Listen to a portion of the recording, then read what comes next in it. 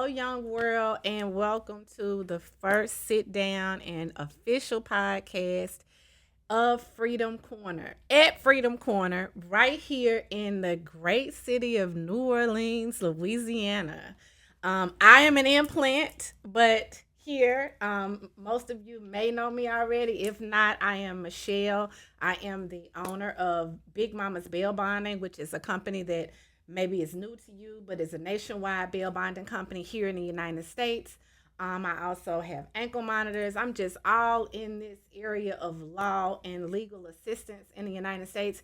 Everything up into being legal counsel and being able to give you legal advice. So today, here in the office with me, I have some people who can give you great legal advice, especially Stravos here, who is my personal paid attorney. So this is where my dollars go to protect me. That's why I can respect anything that comes from him today. And I'm so happy that he decided to join me and bring another one of his colleagues, also here in New Orleans, Mr. Juan Mansfield.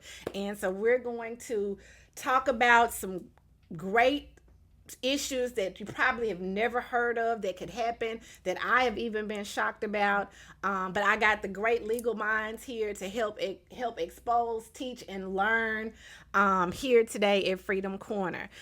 We were talking before we got started about these names because we are a big melting pot of people, humans, with everything that you can imagine. We just a table of mud right here if you mix us all up. If you ask the world, but what makes the world great? Diversity. Yes. And so Stravos has a unique name. People don't know that I am Michelle at work. I've been Michelle probably since 2009 in order to work. My government name is Shafika, which maybe 50% of America cannot say. Even if I spell it out, even if I put pronunciation with it, they cannot say it. So I have taken Michelle on to help me work and to help me matriculate to the United States because it hadn't happened. Stravos, as I said before, has a great deal of respect from me because he has taken this name and empowered it, and he is in your face with it. You're going to say it, you're going to use it, and he's going to get the job done with it. I did not have that capacity to do. So my hat is off to you for that. But tell us about it, Stravos. Tell us everything again, because just so I won't kill it for America. Help us with this name and tell us about the Regan Law Firm and how we're here today. So my name is Stavros Panagoulopoulos. It's just a little Greek. Okay. Fair. I'm also a transplant like you. I came down from New York City to come to school in Louisiana and then stuck around. And been in law school. Went to law school here back in 07, then stayed to practice. So I've been down now in New Orleans for almost 17 years. The Regan Law Office is a criminal defense office that's been operating for the last 40 years. I went to work there in 2017, and we've continued working, helping people and defending all types of cases throughout the state of Louisiana and in federal court. Everything from traffic tickets to homicides.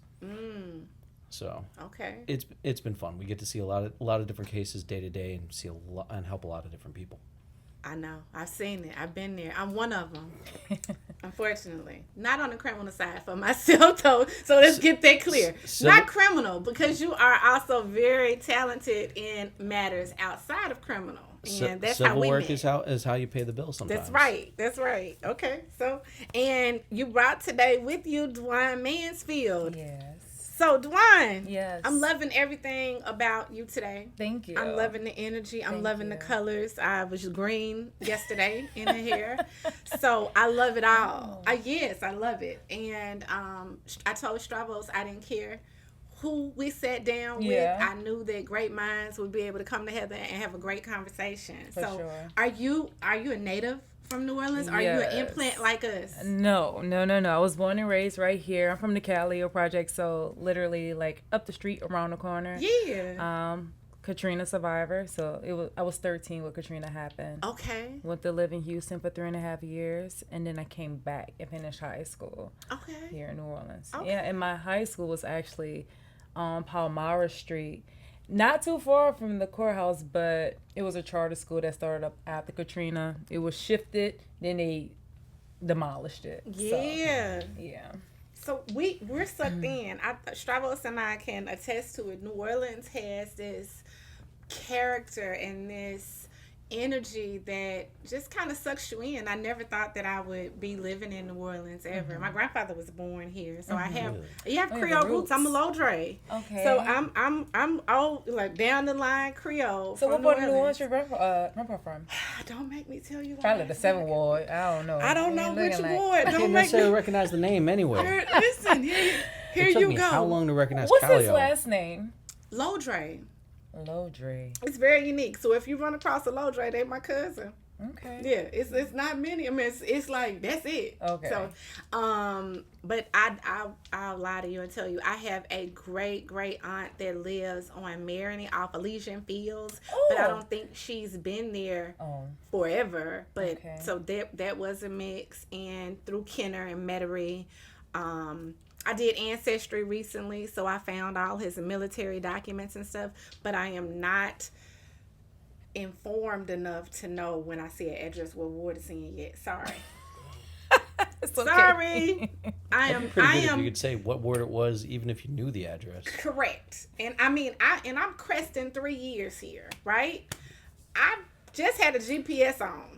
Just on my way over here. It's okay. So it is what it is. Sorry. I'm not even ashamed of that. Yeah. I'm on that GPS. I'm on it every day too. It's all some right. weird You just need to know cutoffs. the traffic. That's all. Yeah. That's why we have it on.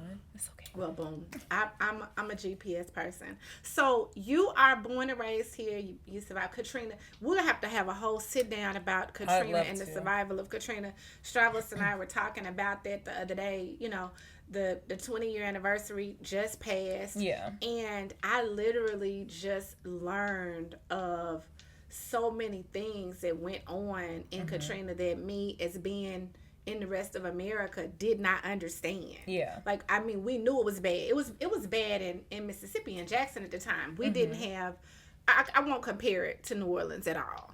But for where we were, it was bad on us in our footprint. But learning of some of the tragedies and some of the things that happened here, I gained a newfound respect for the citizens of New Orleans. Like my heart softened not only to the city, but to the people, especially the people like you who came back. Yeah. Because it was so traumatic. I can't imagine. Yeah. I can't imagine how I would have handled it or how I would have come back. But again, even my clients, I'm able to understand and have more empathy just in day-to-day operations here in New Orleans because, you know, we laugh at us being implants. People in New Orleans are possessive of New Orleans. For sure. You're not just possessive of these wards. You are possessive of the city, the state, like everything about New Orleans. And I didn't get it, but it's coming to me better. Yeah. So it's coming to me better. So you're here, you're practicing. I know some of the things that Stravros has been going through and we've talked about. What is your particular area besides law, criminal law? Are you just criminal? I'm mainly criminal. I've done some personal injury.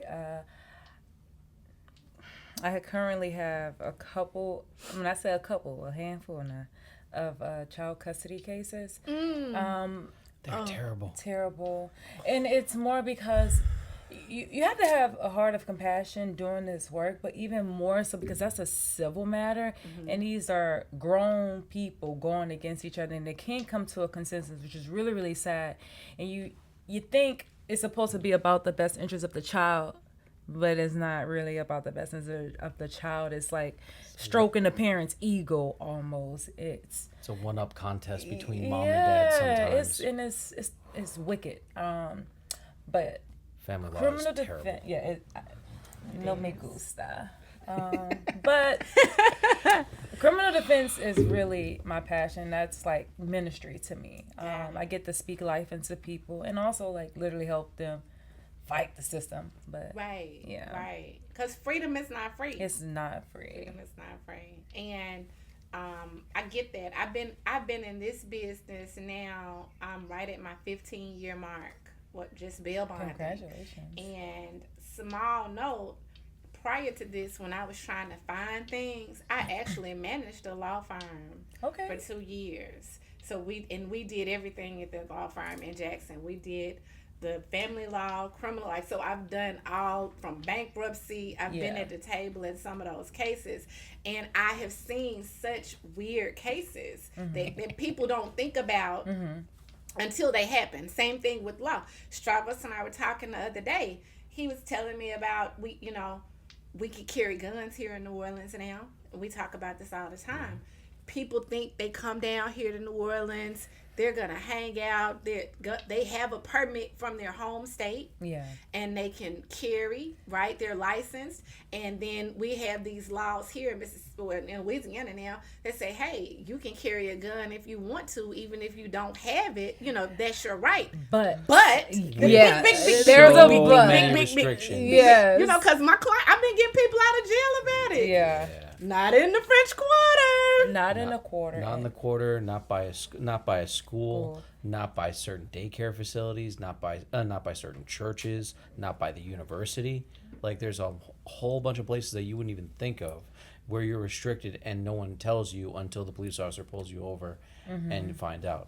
Even though that's not what necessarily the rule says, you can still end up getting arrested and having to fight as a result. Right. It's like the arrest can be wrong, but that's something you still have to fight. It's like, it's just like a felon in possession of a firearm, for example.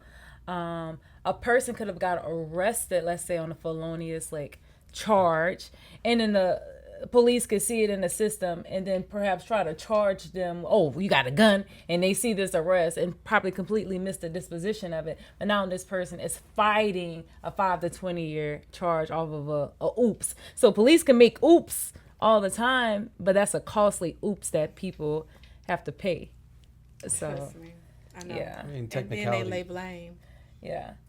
They lay blame. Technicalities of the law are such that where if somebody's not paying attention or somebody doesn't want to exercise discretion, it's very easy for somebody to get caught up in situations that aren't necessary.